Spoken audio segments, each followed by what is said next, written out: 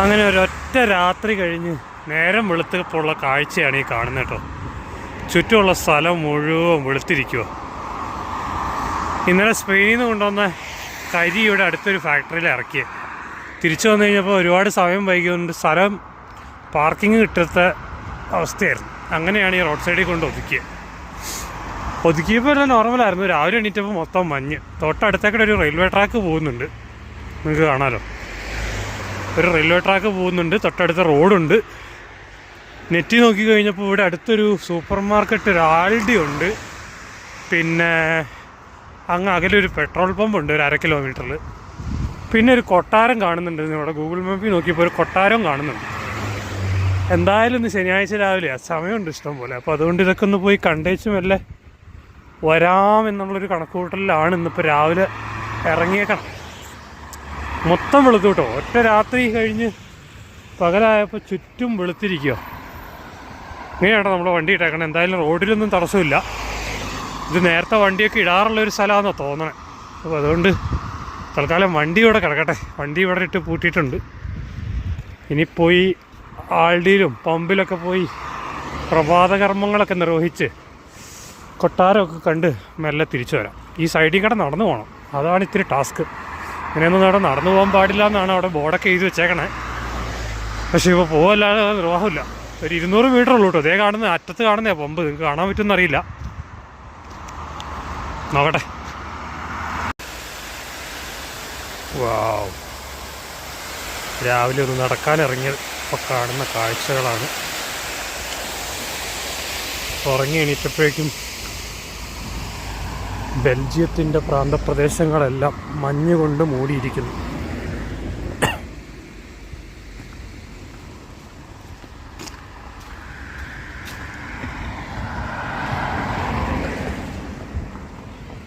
ഇതെന്തോ ഒരു പാർക്കാണെന്ന് തോന്നുന്നു. ആൾക്കാരൊക്കെ പട്ടികളുമായിട്ട് ഇറങ്ങിയിട്ടുണ്ട്. ഒരു പഴയ കാസിലാണ് കാണുന്നതെന്ന് തോന്നുന്നത്.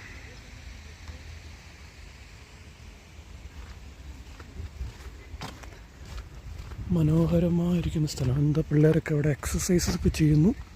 കുറേ പേര് പട്ടീനെ കളിപ്പിക്കുന്നു. ഈ കാസിലിനകത്തേക്ക് കയറാൻ പറ്റുമെന്തോ. ടിക്കറ്റ് കൊടുക്കണ്ടായിരുന്നെങ്കിൽ ഒന്ന് കയറി കാണാമായിരുന്നു. നോക്കട്ടെ. എന്നാണേലും രാവിലെ ആൾഡി തപ്പി ഇറങ്ങിയതാ. നടക്കണ വഴി മുഴുവൻ മഞ്ഞ്. ഈ കാണുന്ന ബിൽഡിങ്ങാണെന്ന് തോന്നണേ ആൾഡി. ചെല്ലുമ്പോൾ അറിയാം. കുറച്ച് പഴം കിട്ടിയാനാണ് പരിപാടി. പഴം ഷെയ്ക്കിലിട്ടടിക്കാൻ 2 പഴം വേണം. തെന്നി വീഴായിരുന്നാൽ മതി. എന്ത് മനോഹരമായ നടവീതികൾ. അതെ, ഇത് ആൾഡി തന്നെ ഗൈസ്. ആൾഡി തന്നെയാണ് ഗൈസ്. ഇതേ കാണുന്നു. കണ്ടില്ലേ? ഉറപ്പിച്ച് ഗൈസ്. അങ്ങനെ ആൾഡിയുടെ മുമ്പിലെത്തി. എന്താ തണുത്തിട്ട് കൈയൊക്കെ കോച്ചി പിടിക്കട്ടോ. അതാ കുറച്ച് നേരം വീഡിയോ ഓഫ് ചെയ്ത് വെച്ച് നടന്ന് ചുറ്റി ഇതിൻ്റെ മുമ്പിൽ വരാൻ ഇത്തിരി സമയമെടുത്ത്. ഇതാണ് ഇവിടുത്തെ സൂപ്പർ മാർക്കറ്റുകളുടെ ഒരു സ്റ്റൈൽ. ഇതുപോലെ വണ്ടികളൊക്കെ നിർത്തിയിടും, നടന്നു പോവുക, സാധനങ്ങൾ മേടിക്കുക, കൈയൊക്കെ കോച്ചി പിടിക്കണം. ഇനി ഉള്ളിൽ ചെന്നിട്ട് വീഡിയോ എടുക്കാം. അങ്ങനെ ഫ്രണ്ടിൽ നിന്നൊരു ബാസ്ക്കറ്റ് എടുത്ത് ഇതിൻ്റെ ഉള്ളിലേക്ക് കയറിയിട്ടുണ്ട്.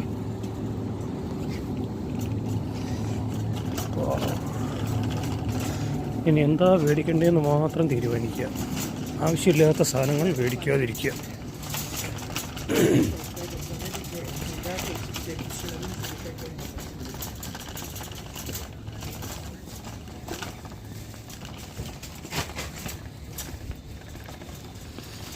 ഈ സാധനങ്ങളൊക്കെ മേടിച്ചിട്ട് വീഡിയോ ഉണ്ടാക്കാം, അല്ലെങ്കിൽ രണ്ടും കൂടെ ഒരുമിച്ച് നടക്കത്തില്ല. അങ്ങനെ ഒരാഴ്ചത്തേക്കുള്ള സാധനങ്ങൾ ആയിട്ട് ആൾഡിയുടെ മുമ്പിൽ നിന്ന് പുറത്തേക്ക് ഇറങ്ങി. ഇവിടെ ഒരു പുഴയൊക്കെ ഒഴുകുന്നുണ്ട് കേട്ടോ. അതിൻ്റെ ഒരു ഇരപ്പൊക്കെ കേൾക്കുന്നുണ്ട്. അതുകൊണ്ട് ആദ്യം കണ്ട വീഡിയോയിൽ കണ്ടില്ലേ ഒരു പുഴ. പക്ഷെ ഇവിടെ വീഡിയോയിൽ അത് ക്ലിയർ ആവില്ല. ഉള്ളിലാണ് മോനെ. കണ്ട ഈ തണുപ്പത്തൊഴുകുന്ന പുഴ. ഇനി ഈ വഴി മുഴുവൻ നടന്ന് തിരിച്ചു പോകണം. പറ്റിയ കൊട്ടാരത്തിനകത്തേക്കിടയ്ക്ക് ഒന്ന് കയറാൻ നോക്കണം കേട്ടോ. കയറാൻ പറ്റിയാൽ വീഡിയോ കാണിക്കാം. ഓ, ഇതാണ് ഞാൻ ആദ്യം പറഞ്ഞ കൊട്ടാരത്തിൻ്റെ ഒരു വ്യൂ. അങ്ങകലെ കാണുന്നൊരു കൊട്ടാരം.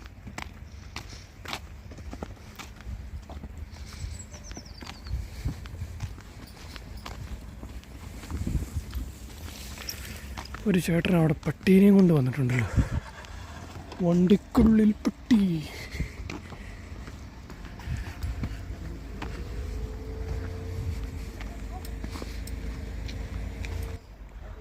പാഴ്സ് നെൽസൺ മണ്ടേല എന്നാണ് എഴുതി വെച്ചേക്കണേ. എന്താണെങ്കിലും ഒരു പിടുത്തമില്ല. ഇവിടെയായിരുന്നു രാവിലെ ഷൂട്ടിംഗ് ഒക്കെ കണ്ട്. എന്തായാലും അവിടെയൊക്കെ ആൾക്കാരൊക്കെ നടന്നു പോയി. നന്നായി മച്ച വിരിച്ച് നിൽക്കണം. കൊട്ടാരം അങ്ങനെ നിൽക്കണം. കൊട്ടാരമാണോ വേറെ എന്തെങ്കിലും ഓഫീസാണോ എന്ന് അറിയില്ല കേട്ടോ. ഇപ്പോൾ ഇവിടുത്തെ പല കൊട്ടാരങ്ങളും ഓഫീസും അങ്ങനെയൊക്കെയാണ്. അതുകൊണ്ട് എന്തായാലും ഒരു പഴമയുണ്ട്. ചുറ്റും ഒന്ന് നടന്ന് നോക്കാം. അവിടെ കൊടിയൊക്കെ വെച്ചിട്ടുണ്ടല്ലോ. എന്താ കൊടി കാണുന്നുണ്ട്. എന്തായാലും കുറേ വർഷങ്ങളുടെ വഴക്കം കാണുമായിരിക്കും അല്ലേ. ചുമ്മാ നടന്ന് നോക്കട്ടെ.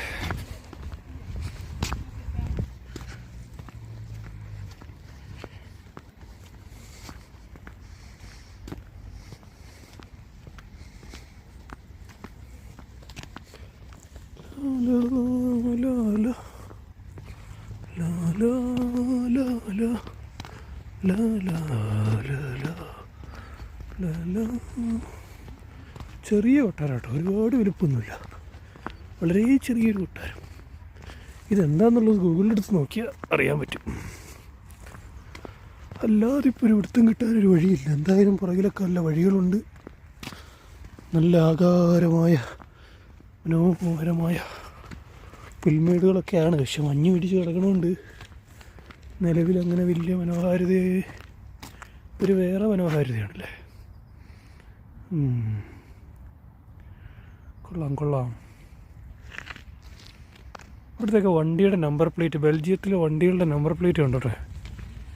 ഇങ്ങനെയാണ് ചുവന്ന കളറിൽ എഴുതിയിട്ടുണ്ടാവും, വെള്ള ബോർഡിൽ എഴുതിയിട്ടുണ്ടാവും.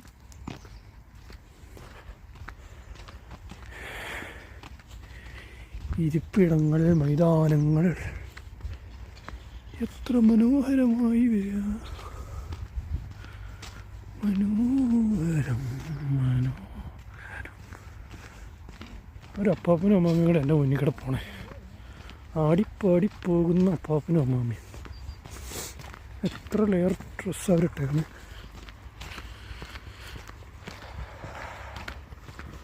അനന്തമായ കാട്. ഈ കാട്ടിലൂടെ ഞാൻ എവിടെ ചെന്ന് അവസാനിക്കുന്നു? ഇതൊക്കെ തിരിച്ചു കിടക്കണം. ഞാൻ ഇപ്പോൾ തന്നെ 2 കിലോമീറ്ററായി വണ്ടി ഇട്ടേക്കണം ഇവിടുത്തെ നിന്ന് പോന്നിട്ട്.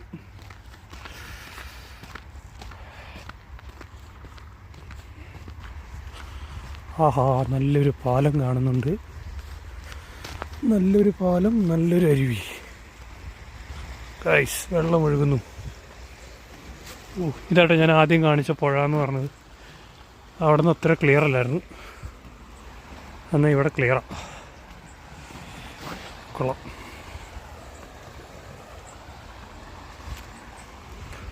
എല്ലാം കൊള്ളാം. ഇനി മുന്നോട്ട് പോകാനൊന്നും വയ്യ. ഇതെന്തൊരു ഉദ്യാനമാണിത്. എന്തൊരു ഉദ്യാനം. നടന്നിട്ടും തീരുമില്ല.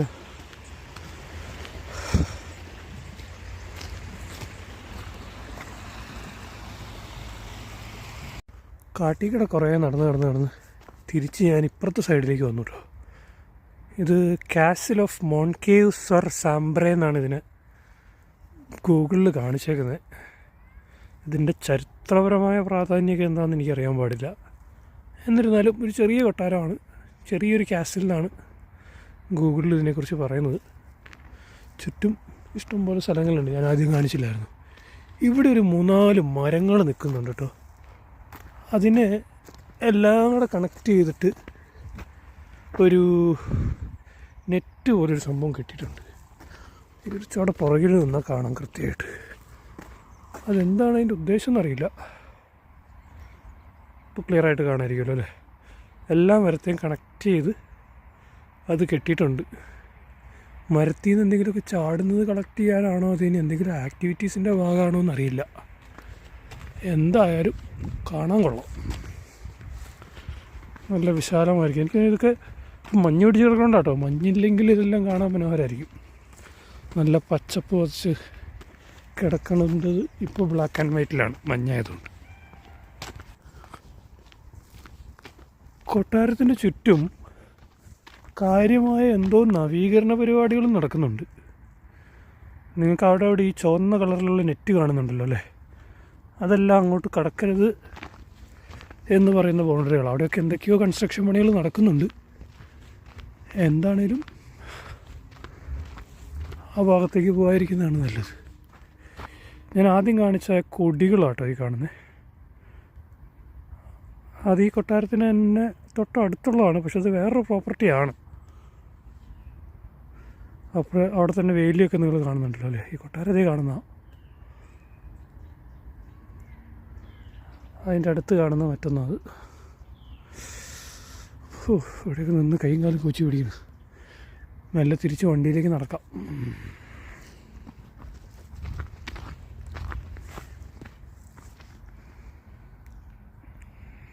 തിരിച്ച് നടക്കണ വഴിക്കട്ടെ ഇങ്ങനെ ഒരു ബോർഡ് കണ്ടേ, നല്ല കൈ കൊണ്ട് ഈ മഞ്ഞൊക്കെ ഒന്ന് മാറ്റിക്കളഞ്ഞ് എന്താ സംഭവം എന്നൊന്ന് വായിച്ചു നോക്കാൻ വെച്ചു.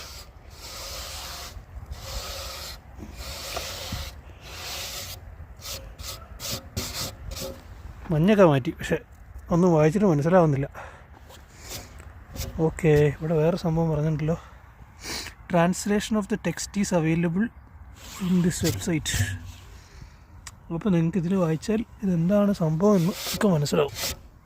എൻ്റെ ഹെൽപ്പ് ആവശ്യമില്ല. സെയിൽ ഡേ സോഴ്സസ് ഇത് ആദ്യം കാണിച്ചാൽ മരത്തിൻ്റെ അടുത്തായിട്ട് ഈ സാധനമുള്ളത്.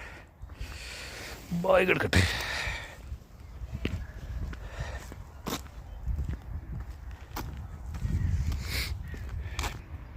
അങ്ങനെ തിരിച്ച് നടന്ന് ഈ കെട്ടിടത്തിൻ്റെ മുൻവശത്തെത്തി.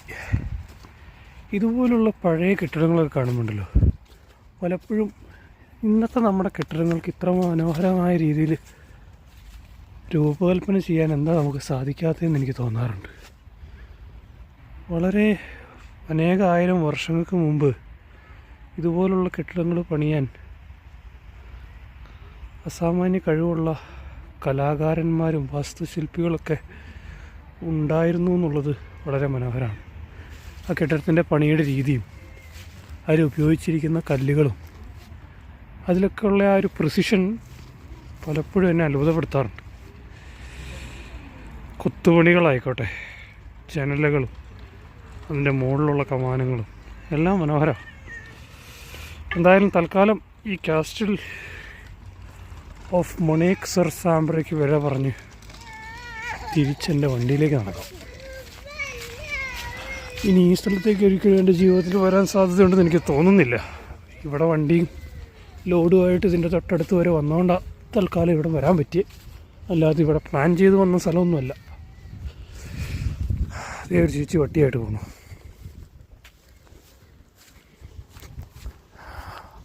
അപ്പോൾ ശരി.